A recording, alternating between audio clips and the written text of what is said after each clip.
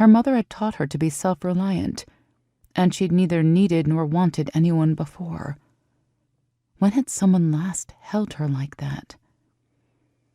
The memory of the hug suffused her with warmth like a summer breeze. Emily stopped walking and closed her eyes. The intensity of Diana's embrace had blown away her pain, and the silent support had filled her soul with strength. A powerful drug that had befuddled her mind and could easily become an addiction. The kiss must have been a byproduct of her dazed state of mind.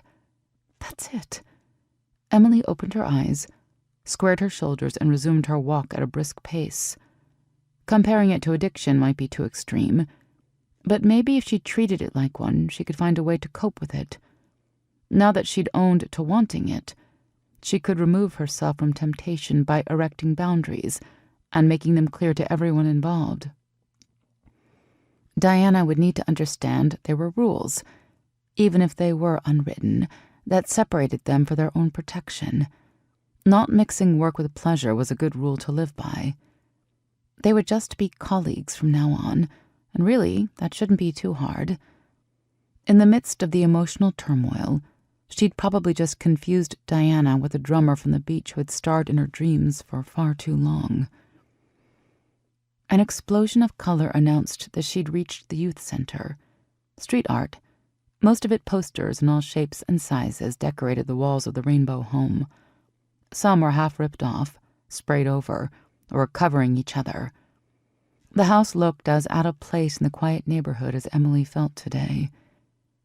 She wiped her sweaty palm on her jeans, opened the door, and stepped inside. Music, or rather a cacophony of drums and guitar sounds, drifted from the back of the building and guided her to her destination. Unwilling to interrupt the session, she lingered at the open door to wait for Diana. The collection of instruments looked as diverse as the players, and their faces all showed a similar mixture of concentration and enchantment. With her back to the door, Diana crouched next to one of the kids and explained something. Emily's breath caught at the sight of Diana's form-fitting jeans, and the familiar heat in her cheeks told her that she was blushing. She quickly looked away. Remember? Resist temptation.